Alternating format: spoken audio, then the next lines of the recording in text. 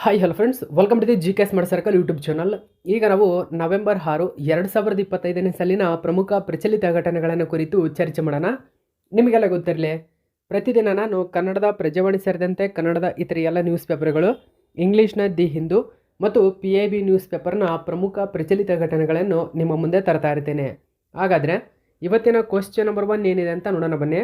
ಗಮನಿಸಿ, 2025ರ French open badminton ಟೂರ್ನಮೆಂಟ್ನಲ್ಲಿ ಪುರುಷರ singles ಪ್ರಶಸ್ತಿಯನ್ನು ಗೆದ್ದವರು ಯಾರು? ಗಮನಿಸಿ, ಇಲ್ಲಿ ಕ್ವಶನನ್ನು ಅರ್ಥ ಮಾಡ್ಕೋಬೇಕು. ಫ್ರೆಂಚ್ ಓಪನ್ ಎಂಬುದು ಟೆನ್ನಿಸ್ಗೂ ನಡೆಯುತ್ತೆ, ಬ್ಯಾಡ್ಮಿಂಟನ್ಗೂ ನಡೆಯುತ್ತೆ. ಆದರೆ 2025ರ ಅಕ್ಟೋಬರ್ನಲ್ಲಿ ನಡೆದಿರ್ತಕ್ಕಂಥದ್ದು badminton tournament. Okay, French open badminton tournament. ಈ ಟೂರ್ನಮೆಂಟ್ನಲ್ಲಿ ಪುರುಷರ ಸಿಂಗಲ್ಸ್ ಪ್ರಶಸ್ತಿಯನ್ನು ಗೆದ್ದಂಥವ್ರು ಯಾರು ಅಂತ ಕೇಳಿದ್ರೆ ಆಪ್ಷನ್ ನಂಬರ್ 3 ಸರಿಯಾಗಿದೆ, ಆಂಡರ್ಸ್ ಆಂಟೋನ್ಸೆನ್ ಎಂಬತಕ್ಕಂಥವ್ರು.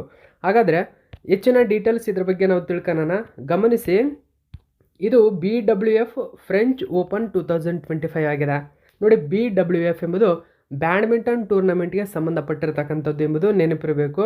ಹಾಗಾದರೆ ಇದರ ಬಗ್ಗೆ ಇನ್ನೂ ಹೆಚ್ಚಿನ ಡೀಟೇಲ್ಸ್ ಏನಿದೆ ನ್ಯೂಸ್ ಪೇಪರಲ್ಲಿ ಅಂತ ನಾವು ನೋಡೋಣ. ನೋಡಿ, 2025ರ ಫ್ರೆಂಚ್ ಓಪನ್ ಇದು ಒಂದು ಬ್ಯಾಡ್ಮಿಂಟನ್ ಪಂದ್ಯಾವಳಿಯಾಗಿದೆ. ಈ ಪಂದ್ಯಾವಳಿಯಲ್ಲಿ ಈ ಪಂದ್ಯಾವಳಿ ಏನಿದೆ ಫ್ರಾನ್ಸ್ನ ಸೆಸನ್ ಸೆವಿಗ್ನಿ ಎಂಬತಕ್ಕಂಥ ಒಂದು ಸ್ಥಳದಲ್ಲಿರತಕ್ಕಂಥ ಗ್ಲಾಸ್ ಅರೆನಾದಲ್ಲಿ ಈ ಪಂದ್ಯಾವಳಿ ನಡೀತು. ಮತ್ತು ಇದರ ಒಟ್ಟು ಬಹುಮಾನದ ಮೊತ್ತ $9,50,000 ಆಗಿದೆ. ಓಕೆ, ಇಲ್ಲಿ ಪುರುಷರ ಸಿಂಗಲ್ಸ್ ಪ್ರಶಸ್ತಿಯನ್ನು ಪಡೆದಂಥವರು ಡೆನ್ಮಾರ್ಕ್ ದೇಶದ ಆಂಡರ್ಸ್ ಆಂಟೋನ್ಸೆನ್ ಎಂಬತಕ್ಕಂಥವರು. ಮಹಿಳಾ ಸಿಂಗಲ್ಸ್ ಪ್ರಶಸ್ತಿಯನ್ನು ಪಡೆದಂಥವರು ದಕ್ಷಿಣ ಕೊರಿಯಾದ ಆನ್ ಸೆ ಯಂಗ್ ಎಂಬತಕ್ಕಂಥವರು. ಪುರುಷರ ಡಬಲ್ಸ್ ಪ್ರಶಸ್ತಿಯನ್ನು ಪಡೆದಂಥವರು ಅದೇ ದಕ್ಷಿಣ ಕೊರಿಯಾದ ಕಿಮ್ ಹುನ್ ಹೋ ಅಥವಾ ಸಿಯೋ ಸೆಯಿಂಗ್ ಜೆ ಎಂಬತಕ್ಕಂಥವರು. ಮಹಿಳಾ ಡಬಲ್ಸ್ ಪ್ರಶಸ್ತಿಯನ್ನು ಪಡೆದಂಥವರು ಜಪಾನ್ ದೇಶದವರಾದ ಯೂಕಿ ಫುಕುಶಿಮಾ ಮತ್ತು ಮೊಯು ಮೊಟ್ಸುಮೋಟೋ ಎಂಬತಕ್ಕಂಥವರು. ಓಕೆ, ಇನ್ನು ಮಿಶ್ರ ಡಬಲ್ಸ್ ಪ್ರಶಸ್ತಿಯನ್ನು ಪಡೆದಂಥವ್ರು ಯಾರು ಅಂತ ಕೇಳಿದರೆ ಚೀನಾ ದೇಶದವರಾಗಿರ್ತಕ್ಕಂಥ ಪೆಂಗ್ ಯಾಂಜ್ ಮತ್ತು ಉವಾಂಗ್ ಡಾಂಗ್ಫಿಂಗ್ ಎಂಬತಕ್ಕಂಥವರು ಈ ಪ್ರಶಸ್ತಿಯನ್ನು ಪಡೆದುಕೊಳ್ತಾರೆ. ಸೊ ಇದು ನಿಮಗೆ ನೆನಪಿರಬೇಕು. ಇದು 1ನೇ ಕ್ವಶನ್ನ ಸಂಪೂರ್ಣ ಮಾಹಿತಿ ಆಗಿದೆ. 2ನೇ ಕ್ವಶನ್ ಏನಿದೆ ಅಂತ ನೋಡೋಣ ಬನ್ನಿ. ಗಮನಿಸಿ, 2025ನೇ ಸಾಲಿನ 16ನೇ ಆವೃತ್ತಿಯ UNCTAD ಅಂದರೆ ವಿಶ್ವಸಂಸ್ಥೆಯ ವ್ಯಾಪಾರ ಮತ್ತು ಅಭಿವೃದ್ಧಿ ಸಮ್ಮೇಳನ, United Nations conference on trade and development ಅಂತ ಕರಿತೇವೆ. ಇದರ 16ನೇ ಆವೃತ್ತಿಯ ಸಮ್ಮೇಳನವು ಕೆಳಗಿನ ಯಾವ ದೇಶದಲ್ಲಿ ನಡೆಯಿತು ಅಂತ ಕೇಳ್ತಾರೆ. ಸೊ ಇಂಪಾರ್ಟೆಂಟ್ ಆಗುತ್ತೆ. ಎಲ್ಲಿ ನಡೀತು ಅಂತ ಕೇಳಿದ್ರೆ ಸ್ವಿಟ್ಜರ್ಲೆಂಡಿನ ಜಿನೇವಾದಲ್ಲಿ ನಡೆದಿದೆ. ಆಪ್ಷನ್ ನಂಬರ್ 4 ಸರಿಯಾಗಿದೆ. ಹೆಚ್ಚಿನ ಡೀಟೇಲ್ಸ್ ಏನಿದೆ ನ್ಯೂಸ್ ಪೇಪರಲ್ಲಿ ಅಂತ ನಾವು ನೋಡೋಣ. 16th season of the UN conference on trade and development. Okay, UNCTADನ 16ನೇ ಒಂದು ಸಮ್ಮೇಳನ ಇತ್ತೀಚೆಗೆ ನಡೆಯಿತು. ಎಲ್ಲಿ? ಸ್ವಿಟ್ಜರ್ಲೆಂಡಿನ ಜಿನೇವಾದಲ್ಲಿ ನಡೆದಿದೆ. ಸೊ ಇದರ ಥೀಮ್ ಏನು ಅಂತ ಕೇಳ್ತಾರೆ ನಿಮಗೆ. ಥೀಮ್ ಏನು ಅಂತಂದರೆ ಗಮನಿಸಿ, shaping the future driven economic transformation for equitable inclusive and sustainable development so ಎಂಬ ಥೀಮ್ನೊಂದಿಗೆ ಈ ಸಮ್ಮೇಳನವನ್ನು ನಡೆಸಲಾಯಿತು. ಸೊ ಈ ಥೀಮ್ ಇಂಪಾರ್ಟೆಂಟ್ ಆಗುತ್ತೆ, ನೆನಪಿರಲಿ ನಿಮಗೆ. ಕನ್ನಡದಲ್ಲೂ ಕೊಟ್ಟಿದ್ದೀನಿ. ಹಾಗಾದರೆ ಇಲ್ಲಿ ಒಂದು ಘೋಷಣೆಯನ್ನು ಹಾಕಿಕೊಳ್ಳಲಾಯಿತು, ಪೊಲಿಟಿಕಲ್ ಘೋಷಣೆ. ಓಕೆ, ಘೋಷಣೆಯನ್ನು ಹಾಕಿಕೊಳ್ಳಲಾಯಿತು. ಏನು ಘೋಷಣೆ ಅಂತ ಅಂದರೆ ಗಮನಿಸಿ, ಇಲ್ಲಿ Geneva consensus for A just and sustainable economic order.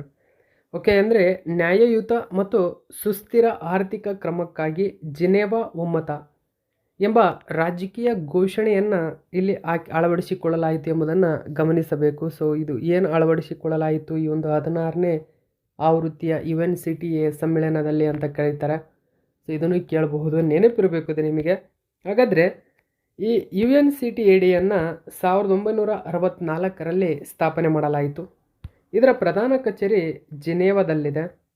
Okay, UNCTADನ ಪ್ರಸ್ತುತ ಸದಸ್ಯ ದೇಶಗಳು ಎಷ್ಟಂದರೆ 195 ಸದಸ್ಯ ರಾಷ್ಟ್ರಗಳು ಇರತಕ್ಕಂಥದ್ದನ್ನು ಗಮನಿಸಬಹುದು ನೀವು. ಓಕೆ, ನೆಕ್ಸ್ಟ್ 3ನೇ ಕ್ವಶನ್ ನೋಡಿ. 2025ರ ಮಹಿಳಾ ಕ್ರಿಕೆಟ್ ವಿಶ್ವಕಪ್ನಲ್ಲಿ ಸರಣಿಯ ಆಟಗಾರ್ತಿ ಪ್ರಶಸ್ತಿಯನ್ನು ಯಾವ ಆಟಗಾರ್ತಿಗೆ ನೀಡಲಾಯಿತು? ಸರಣಿಯ ಆಟಗಾರ್ತಿ ಇಂಗ್ಲೀಷಲ್ಲಿ ನೋಡೋದಾದರೆ ನೋಡಿ, player of the tournament most important ಆಗುತ್ತೆ. ದಕ್ಷಿಣ ಆಫ್ರಿಕಾವನ್ನು ಸೋಲಿಸಿ ಭಾರತ ಇಲ್ಲಿ ಚಾಂಪಿಯನ್ ಆಗಿದೆ ಮೊಟ್ಟ ಮೊದಲ ಬಾರಿಗೆ. ಓಕೆ, ಇಲ್ಲಿ ಪ್ಲೇಯರ್ ಆಫ್ ದ ಟೂರ್ನಮೆಂಟ್ ಪ್ರಶಸ್ತಿಯನ್ನು ಪಡೆದಂಥವರು ದೀಪ್ತಿ ಶರ್ಮಾ. ಆಪ್ಷನ್ ನಂಬರ್ 3 ಸರಿಯಾಗಿದೆ. ಇದರ ಬಗ್ಗೆ ಹೆಚ್ಚಿನ ಡೀಟೇಲ್ಸನ್ನು ನಾವು ನೋಡೋಣ. ಭಾರತೀಯ ಮಹಿಳಾ ಕ್ರಿಕೆಟ್ ತಂಡಕ್ಕೆ ಐತಿಹಾಸಿಕ ವಿಶ್ವಕಪ್ ವಿಜಯ ಆಗಿದೆ. 2023ರ ಸೋಲಿಗೆ 2025ರಲ್ಲಿ ಒಂದು ನೀಗಿದೆ. ಓಕೆ, ಸೊ ಹೆಚ್ಚಿನ ಡೀಟೇಲ್ಸ್ ನೋಡಿ. ಭಾರತೀಯ ಮಹಿಳಾ ಕ್ರಿಕೆಟ್ ತಂಡವು ICC ಮಹಿಳಾ ವಿಶ್ವಕಪ್ ಟ್ರೋಫಿಯನ್ನು ಮೊದಲ ಬಾರಿಗೆ ಗೆದ್ದು ಇತಿಹಾಸ ಸೃಷ್ಟಿಸಿದೆ. ನವೆಂಬರ್ 2, 2025ರಂದು ನವಿ ಮುಂಬೈನ DY ಪಾಟೀಲ್ ಕ್ರೀಡಾಂಗಣದಲ್ಲಿ ನಡೆದಂತಹ ಫೈನಲ್ ಪಂದ್ಯದಲ್ಲಿ ನಾಯಕಿ ಹರ್ಮನ್ಪ್ರೀತ್ ಕೌರ್ ನೇತೃತ್ವದ ತಂಡವು ದಕ್ಷಿಣ ಆಫ್ರಿಕಾವನ್ನು 52 ರನ್ಗಳ ಅಂತರದಿಂದ ಸೋಲಿಸಿ ಚಾಂಪಿಯನ್ ಆಗಿದೆ. ಗಮನಿಸಲಿ, ಭಾರತವನ್ನು ಪ್ರತಿನಿಧಿಸಿದಂತಹ ಶೆಫಾಲಿ ವರ್ಮಾ 2025ರ ICC ಮಹಿಳಾ ಏಕದಿನ ವಿಶ್ವಕಪ್ ಫೈನಲ್ನಲ್ಲಿ ಪಂದ್ಯ ಶ್ರೇಷ್ಠ ಪ್ರಶಸ್ತಿ ಪಡೆದರು. ಗಮನಿಸಿ, ಪ್ಲೇಯರ್ ಆಫ್ ದ ಮ್ಯಾಚ್ ಅವಾರ್ಡನ್ನು ಪಡೆದಂಥವರು ಶೆಫಾಲಿ ವರ್ಮಾ ಎಂಬುದು ನೆನಪಿರಬೇಕು. 2025ರ ICC ಮಹಿಳಾ ಏಕದಿನ ವಿಶ್ವಕಪ್ನಲ್ಲಿ ಟೂರ್ನಿಯ ಆಟಗಾರ್ತಿ ಪ್ರಶಸ್ತಿ ಪಡೆದವರು player of the tournament Deepti Sharma ಎಂಬುದು ನೆನಪಿರಲಿ ನಿಮಗೆ. ಇಲ್ಲಿ ವಿಜೇತರಿಗೆ ಬಹುಮಾನದ ಮೊತ್ತ ಎಷ್ಟು ಅಂತ ಕೇಳ್ತಾರೆ ನೋಡಿ. ಗಮನಿಸಿ, ಸರ್ವಕಾಲಿಕ 4.48 ಮಿಲಿಯನ್ ಅಂದರೆ ಸುಮಾರು 37.3 ಕೋಟಿ ರು ಬಹುಮಾನ ಇಲ್ಲಿ ದೊರೆತಿರತಕ್ಕಂಥದ್ದು. ಓಕೆ, ನಾನು 4ನೇ ಕ್ವಶನ್ ಏನಿದೆ ಅಂತ ಗಮನಿಸಿ. ಪೋಷಣ್ ಮತ್ತು ಪ್ರಧಾನಮಂತ್ರಿ ಮಾತೃವಂದನಾ ಯೋಜನೆ. ಗಮನಿಸಿ, ಈ ಯೋಜನೆಗಳಿಗಾಗಿ ಕೇಂದ್ರ ಸರ್ಕಾರ ಹೊಸ ಟೋಲ್ ಫ್ರೀ ಸಹಾಯವಾಣಿಯನ್ನು ಬಿಡುಗಡೆ ಮಾಡಿದೆ. ಹಾಗಾದರೆ ಆ ಟೋಲ್ ಫ್ರೀ ಸಹಾಯವಾಣಿ ಸಂಖ್ಯೆಯ ಯಾವುದು? ಹಾಗಾದರೆ ಆ ಸಂಖ್ಯೆ ಯಾವುದು ಅಂತಂದರೆ ಹೊಸದಾಗಿ 1515 ಅಂತ ಕೇಳುತ್ತೇವೆ ನೋಡಿ. 1515 ಎಂಬುದು, ಸೊ ಈ ಹಿಂದೆ ಯಾವುದಿತ್ತು? 14408 ಇತ್ತು. ಈಗ 1515 ಎಂಬುದನ್ನು ಅಳವಡಿಸಿಕೊಂಡಿದೆ. ಇನ್ನು ಮುಂದೆ ಪೋಷಣ್ ಆ್ಯಂಡ್ ಪ್ರಧಾನಮಂತ್ರಿ ಮಾತೃವಂದನ್ ಯೋಜನೆಯ ಹೆಲ್ಪ್ಲೈನ್ ಟೋಲ್ ಫ್ರೀ ನಂಬರ್ ಯಾವುದು ಅಂತ ಕೇಳಿದರೆ 1515 ಎಂಬುದು ನೆನಪಿರಬೇಕು ನೋಡಿ. Government changes toll free helpline for Poshan PM Matruvandana Yojana 1515 from next month. Okay, next ಮಂತಿಂದ ಇದು ಅಪ್ಲೈ ಆಗಲಿದೆ. ಅಂದರೆ ಈ ಮಂತಿಂದಲೇ ಅಪ್ಲೈ ಆಗ್ತಾ ಇದೆ, ನವೆಂಬರಿಂದ. ಓಕೆ, ಸೊ ಗಮನಿಸಬಹುದು, ನ್ಯೂಸ್ ಪೇಪರಲ್ಲಿ ಈ ಒಂದು ಮಾಹಿತಿಯನ್ನು ಕೊಟ್ಟಿದ್ದರು. ಸೊ ಕೇಂದ್ರ ಸರ್ಕಾರ ಬದಲಾಯಿಸಿದೆ. ಈ ಹಿಂದೆ 14408 ಇತ್ತು, ಈಗ 1515 ಎಂದು ಅಳವಡಿಸಿಕೊಳ್ಳಲಾಗಿದೆ. ಪೋಷಣ್ನ ಫುಲ್ ಫಾರ್ಮ್ ಏನು ಅಂತ ಕೇಳಿದರೆ Poshan prime ministers overarching scheme for holistic nourishment ಎಂಬುದು ಈ ಫುಲ್ ಫಾರ್ಮ್ ಆಗಿದೆ. ಪೋಷಣ್ನ ಫುಲ್ ಫಾರ್ಮ್. ಓಕೆ, ಸಮಗ್ರ ಪೋಷಣೆಗಾಗಿ ಪ್ರಧಾನಮಂತ್ರಿಗಳ ಸಮಗ್ರ ಯೋಜನೆ ಎಂಬ ಅರ್ಥವನ್ನು ಕೊಡುತ್ತದೆ ಇದು. ನೆಕ್ಸ್ಟ್ 5ನೇ ಕ್ವಶನ್ ನೋಡಿ. ಇತ್ತೀಚೆಗೆ ಸುದ್ದಿಗಳಲ್ಲಿ ಕಂಡುಬರುವ ಸ್ಕ್ರಬ್ ಟೈಫಸ್ ಯಾವ ಸೂಕ್ಷ್ಮ ಜೀವಿಯಿಂದ ಉಂಟಾಗುತ್ತದೆ? ನೋಡಿ, ಸ್ಕ್ರಬ್ ಟೈಫಸ್ ಓಕೆ ಬ್ಯಾಕ್ಟೀರಿಯಾದಿಂದ ಉಂಟಾಗುತ್ತದೆ. ಹಾಗಾದರೆ ಏನಿದು ಸ್ಕ್ರಬ್ ಟೈಫಸ್? ಇದರ ಬಗ್ಗೆ ಸ್ವಲ್ಪ ಮಾಹಿತಿಯನ್ನು ತಿಳ್ಕೊಳ್ಳೋಣ. ದ ನ್ಯೂ ಇಂಡಿಯನ್ ಎಕ್ಸ್ಪ್ರೆಸ್ ಪೇಪರ್ನಲ್ಲಿ ಈ ಒಂದು ಮಾಹಿತಿ ಕೊಟ್ಟಿದ್ದರು. ಏನಿದೆ ಮಾಹಿತಿ ಹಾಗಾದರೆ? ಸೊ ಗಮನಿಸಿ, ಸ್ಕ್ರಬ್ ಟೈಫಸ್ ಇರುವುದು ಪತ್ತೆಯಾದ ನಂತರ ಗಲ್ಫ್ ಕೇರಳಿಗರೊಬ್ಬರು ಜ್ವರ ಚಿಕಿತ್ಸೆಗಾಗಿ ಬೇಗನೆ ಮನೆಗೆ ಮರಳಿದ್ದು ಜೀವ ಉಳಿಸುವಂತಾಯಿತು ಎಂಬುದು ವರದಿಯಾಗಿದೆ. ಸ್ಕ್ರಬ್ ಟೈಫಸ್ ಎಂಬುದು ಓರಿಯೆಂಟಿಯಾ ಸುಡ್ಸುಗುಮ್ಮೆ ಬ್ಯಾಕ್ಟೀರಿಯಾದಿಂದ ಉಂಟಾಗುವ ಸಾಂಕ್ರಾಮಿಕ ಕಾಯಿಲೆಯಾಗಿದೆ. ನೋಡಿ, ಓರಿಯೆಂಟಿಯಾ ಸುಡ್ಸುಗೊಮ್ಮುಸಿ ಅಂತ ಕರೀತಾರೆ. ಈ ಬ್ಯಾಕ್ಟೀರಿಯಾದಿಂದ ಉಂಟಾಗತಕ್ಕಂಥ ಒಂದು ಸಾಂಕ್ರಾಮಿಕ ಕಾಯಿಲೆಯಾಗಿದೆ. ಇದು ಸೋಂಕಿತ ಜಿಗ್ಗರ್ಗಳ ಅಂದರೆ ಜಿಗ್ಗರ್ ಅಂದರೆ ತಿಗಣೆ ಅಂತ ಕರಿತೀವಿ, ಅಥವಾ ಉಣ್ಣೆ. ಓಕೆ, ಈ ಉಣ್ಣೆಗಳು ಯುವ ಹುಳುಗಳು ಅಂತ ಇವು. ಸೊ ಇವುಗಳ ಕಡಿತದಿಂದ ಹರಡುತ್ತದೆ. ಇದು ಯಾವುದೇ ಮಾನವನಿಗೆ ವ್ಯಕ್ತಿಯಿಂದ ವ್ಯಕ್ತಿಗೆ ಹರಡ್ತಕ್ಕಂಥ ಒಂದು ಕಾಯಿಲೆಯಲ್ಲ. ಓಕೆ, ಸೊ ಇದು ಜಿಗರ್ಗಳ ವ್ಯವಸ್ಥೆಯಿಂದ ಉಂಟಾಗ್ತಕ್ಕಂಥ ಒಂದು ಬ್ಯಾಕ್ಟೀರಿಯಾದ ಸ್ಕ್ರಬ್ ಟೈಫಸ್ ಕಾಯಿಲೆಯಾಗಿದೆ ಎಂಬುದು ನೆನಪಿರಲಿ. ಓಕೆ, ನೆಕ್ಸ್ಟ್ 6ನೇ ಕ್ವಶನ್ ನೋಡಿ. ವಿಶ್ವಸಂಸ್ಥೆ ಪ್ರತಿ ವರ್ಷ ಅಕ್ಟೋಬರ್ 31ರಂದು ವಿಶ್ವ ನಗರಗಳ ದಿನ. ನೋಡಿ, ವರ್ಲ್ಡ್ ಸಿಟೀಸ್ ಡೇ ಅನ್ನಾಗಿ ಆಚರಣೆ ಮಾಡುತ್ತದೆ. ಯಾವಾಗ? ಅಕ್ಟೋಬರ್ 31ರಂದು. ಹಾಗಾದರೆ 2025ರ ವಿಶ್ವ ನಗರಗಳ ದಿನದ ಥೀಮ್ ಏನು? ನೋಡಿ, ಈ ದಿನವನ್ನು ವಿಶ್ವಸಂಸ್ಥೆಯೇ ಆಚರಣೆ ಮಾಡತಕ್ಕಂಥ ಕಾರಣದಿಂದಾಗಿ ಎಕ್ಸಾಮ್ಗೆ ಇಂಪಾರ್ಟೆಂಟ್ ಆಗುತ್ತೆ. ಸೊ ಹಾಗಾದರೆ ಏನಿದು ಈ ವರ್ಷದ ಒಂದು ಪ್ರಮುಖವಾಗಿರ್ತಕ್ಕಂಥ ಥೀಮ್ ಅಂತ ಕೇಳಿದರೆ ಆಪ್ಷನ್ ನಂಬರ್ 4 ಗಮನಿಸಿ. ಪೀಪಲ್ ಸೆಂಟ್ರೆಡ್ ಸ್ಮಾರ್ಟ್ ಸಿಟೀಸ್ ಎಂಬುದು ಈ ವರ್ಷದ ಥೀಮ್ ಆಗಿದೆ. ನೋಡಿ, ಪೀಪಲ್ ಸೆಂಟ್ರೆಡ್ ಸ್ಮಾರ್ಟ್ ಸಿಟೀಸ್ ಎಂಬುದು ಆಪ್ಷನ್ ನಂಬರ್ 4. ಸೊ ಇದು ಈ ವರ್ಷದ ಥೀಮ್ ಆಗಿದೆ.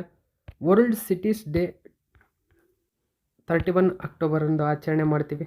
ಸೊ ಗಮನಿಸಿ, ವಿಶ್ವಸಂಸ್ಥೆ ಈ ದಿನವನ್ನು ಪ್ರತಿ ವರ್ಷ ಆಚರಣೆ ಮಾಡುತ್ತದೆ. ವಿಶ್ವಸಂಸ್ಥೆಯ ಸಾಮಾನ್ಯ ಸಭೆ ಅಕ್ಟೋಬರ್ 31 ವಿಶ್ವ ನಗರಗಳ ದಿನವೆಂದು ಘೋಷಣೆ ಮಾಡಿದೆ. ಈ ವರ್ಷದ ಥೀಮ್ ನೋಡಿ, ಜನಕೇಂದ್ರಿತ ಸ್ಮಾರ್ಟ್ ಸಿಟಿಗಳು ಎಂಬುದು. ಅದರ ಜೊತೆಗೆ ಇದನ್ನೊಂದು ಗಮನಿಸಿ, ಪ್ರತಿ ವರ್ಷ ಅಕ್ಟೋಬರ್ನಲ್ಲಿ ರಾಷ್ಟ್ರೀಯ ಸೈಬರ್ ಭದ್ರತಾ ಜಾಗೃತಿ ಮಾಸ ಅಂದರೆ NCSAM ಅಂತ ಕರಿತೀವಿ, ನ್ಯಾಷನಲ್ ಸೈಬರ್ ಸೆಕ್ಯುರಿಟಿ ಅವೇರ್ನೆಸ್ ಮಂತನ್ನು ಆಚರಣೆ ಮಾಡ್ತೀವಿ.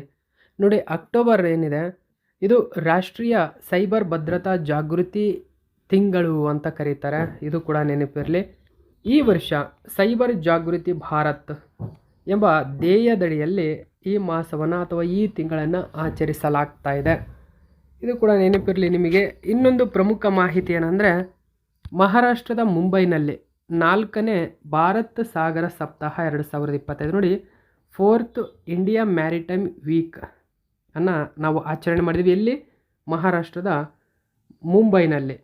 ಓಕೆ, ಸೊ ಕೇಂದ್ರ ಗೃಹ ಸಚಿವ ಮತ್ತು ಸಹಕಾರ ಸಚಿವರಾಗಿರ್ತಕ್ಕಂಥ ಅಮಿತ್ ಶಾ ಉದ್ಘಾಟನೆ ಮಾಡಿದರು. ಸೊ ಇದು ತುಂಬಾ ಇಂಪಾರ್ಟೆಂಟ್ ಆಗುತ್ತೆ. ಇಂಡಿಯಾ ಮ್ಯಾರಿಟೈಮ್ ವೀಕ್ 2025 ಎಲ್ಲಿ ನಡೆಸಲಾಯಿತು ಅಥವಾ ಕೇಂದ್ರ ಸಚಿವರಾಗಿರ್ತಕ್ಕಂಥ ಅಮಿತ್ ಶಾ ಅವರು ಎಲ್ಲಿ ಉದ್ಘಾಟನೆ ಮಾಡಿದರು ಅಂತ ಕೇಳಿದ್ರೆ ಮಹಾರಾಷ್ಟ್ರದ ಮುಂಬೈ ಎಂಬುದು ನೆನಪಿರಬೇಕು ನಿಮಗೆ. ಓಕೆ, ನೆಕ್ಸ್ಟ್ 7ನೇ ಕ್ವಶನ್ ನೋಡಿ. ಪಿಲಿಯ ಮಲೆನಾಡು ಎಂಬ ಹೊಸ ಜಾತಿಯ ಜಿಗಿತ ಜೇಡವನ್ನು ಇತ್ತೀಚೆಗೆ ಯಾವ ರಾಜ್ಯದಲ್ಲಿ ಕಂಡುಹಿಡಿಯಲಾಯಿತು? ನೋಡಿ, ಜಂಪಿಂಗ್ ಸ್ಪೈಡರ್ ಅಂತ ಕರೀತಾರೆ. ಇದನ್ನು ಪಿಲಿಯ ಮಲೆನಾಡು ಎಂದು ಹೆಸರಿಸಲಾಗಿದೆ. ಕರ್ನಾಟಕದಲ್ಲಿ ಕಂಡು ಬಂದಿರತಕ್ಕಂಥದ್ದು ಮೋಸ್ಟ್ ಇಂಪಾರ್ಟೆಂಟ್ ಆಗುತ್ತೆ. ನಮ್ಮ ಕರ್ನಾಟಕದಲ್ಲಿ ಕಂಡು ಬಂದಿದೆ, ಆ ಕಾರಣಕ್ಕಾಗಿ ತುಂಬಾ ಇಂಪಾರ್ಟೆಂಟು.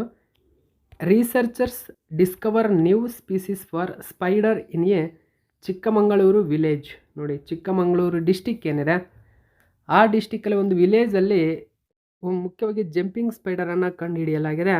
ಆ ಸ್ಪೈಡರ್ಗೆ ಮಲೆನಾಡು ಎಂಬ ಹೆಸರನ್ನು ಇಡಲಾಗಿದೆ. ನೋಡಿ, ಮಲೆನಾಡು ಎಂಬತಕ್ಕಂಥ ಹೆಸರನ್ನು ಇಡಲಾಗಿದೆ, ಪಿಲಿಯ ಮಲೆನಾಡು ಎಂಬ ಹೆಸರನ್ನು ಇಡಲಾಗಿದೆ.